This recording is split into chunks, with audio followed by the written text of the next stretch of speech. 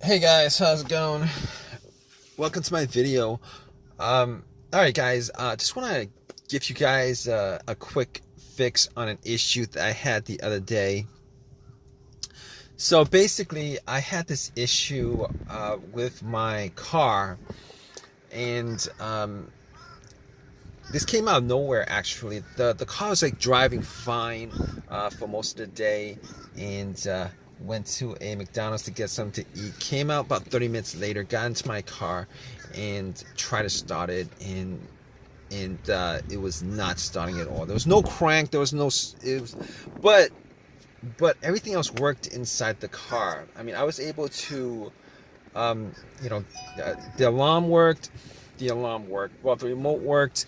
The all the lights on the dash worked. The blower motor works. Like everything worked as normal, except that it would not crank. It would not start up. It would not crank. So that was a bit of a uh, you know an annoyance, a frustration that I was dealing with, and I was like, okay, this this car has been pretty good. I've had virtually no issues with it. It's driven fine. There's no check engine light. Haven't had any issues with it since I had it. And all of a sudden, this came up where, out of nowhere, out of the blue, it just would not start up. So I was a bit annoyed by it, but I had to solve the issue. So what I did was I turned on my headlights and went out just to see how bright the headlights were, because I want to gauge how much charge was in the battery. Maybe the battery had maybe I need to change the battery or something. But the headlights were like super super super bright. So at that point I was like, maybe it's not the battery, because I mean, for headlights to be that bright, there should be enough charge in the battery for me to do a slow crank. I should be hearing like some kind of crank, some kind of slow crank, but did not get any of that. So that had me scratching my head. I went back into my car, and pretty much what I did was, um, I was thinking that it could possibly be the brake switch. So what I did was, I have this little. It's called like a brake lock, where it locks the brake, but it's like for security reason. But I use that to push the brakes, and then went out to see whether the brake lights were working, and the brake lights were working just fine. So I knew that it wasn't the brake switch that was the issue, which I kind of thought it was, but it wasn't. So after that, what I did was, I checked the battery, just to make sure, whether, the terminals were good, clean, etc., etc. Now, what I did notice that the terminals were a little bit corroded. There was some white bluish stuff on there. So I had my Coke that I got from McDonald's, poured the Coke on the terminals, and had some napkins to clean it up. Now, the terminals were not super super tight. They were tight enough that I don't think that was the issue with it. So it was tight enough. I took the terminals off, poured some Coke on it, cleaned it with napkins, popped it back in, and for sure I thought that would actually fix the issue. Try to start it, it would not crank. Same situation, would not crank, would not start. So outside of that, I was like, okay, let's check the ground wire. The main ground wire, if you guys don't know, is the negative cable. Normally, it hooks up to the frame of the car. So I was looking at the ground wire just to see whether there was any kind of just to see whether it was corroded, disconnected, rusted, or anything like that. There was a little bit of rust, but nothing that I thought would affect the electricity going to the battery to the car.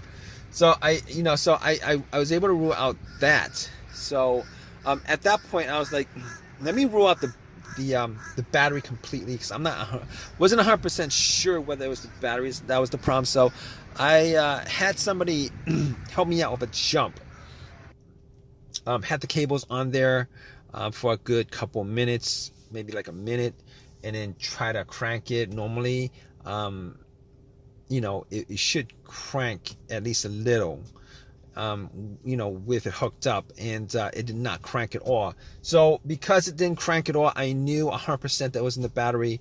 At that point, I ruled out the battery, the ground wire, and I also ruled out the alternator being the issue. Because normally, if the alternator wasn't charging the battery and the battery is completely dead, the test for the alternator is if you put wires to the terminals, it should jump the alternator and then have and then it should at least crank up. And once you take the cables off, the car would die. So at that point, I could rule out the alternator. I could rule out all those things at that point. So basically what I did was I got back to my car, and I'm like, I was still hoping that there was a really simple fix to the problem. So basically at that point, I was thinking to myself, okay, I have an OBD2 reader, a $19 OBD2 reader that I got from Walmart. And seeing as how there's no check engine lights on the dash, I thought to myself, I mean, there's a chance that it could possibly be something, but that might bring a code up that's pending, that's not in the system. So what I did was I hooked the OBD2 up and made sure that it actually went through and scanned the whole entire ECU, which it did. It scanned the whole entire ECU. No codes popped up, no pending codes, nothing at all. And at that point, I was ruling as many things out as I could, and at that point I ruled that out. Okay, so after that, I was thinking to myself, there's a couple other things it could be. It could possibly be the fuses or the relays. All right, so I got to the box where the fuses and relays are, and checked out all the fuses just to make sure that there were no blown fuses or anything like that. And checked out to see whether there was any kind of brownish tint on any of the top of the fuses. There was none. Didn't smell anything that was burnt. And then I recalled that there were two situations where I've experienced where the fuses caused my car not to start, and this was cars that I've had previously. One of those situations was the car that I had, there was no power at all to the car, nothing was on, etc., etc. And in that situation, it turned out to be the main fuse that was blown. It was the main fuse that was blown. But once I swapped that out, it actually fixed everything. But that's not this situation here, because I was getting power to everything else except it wouldn't crank. It wouldn't start, it wouldn't crank. So that wasn't the situation. The other situation where where there was a fuse issue that caused no start was the car would crank, but it wouldn't turn over. It would crank, but it wouldn't turn over, and that fuse turned out to be either the CPU, the fuse to the CPU, or the fuse to the fuel pump. Now that unfortunately wasn't the quick fix for this car, because there's no cranking. This car is not cranking. It's not cranking at all. So that wasn't the problem. At that point, I was thinking to myself, all right, we've eliminated a lot of things. Let's go with the next most obvious thing, which is the relays. And I actually thought it may have been a relay that would be causing the issue. So basically what I did was I swapped out one of the relays for the other relay and try to start the car up. And unfortunately, it wasn't an easy fix because it didn't start up. It was the same situation. It would not crank, would not start. And at that point, I knew that it wasn't the relay that was the cause of this issue.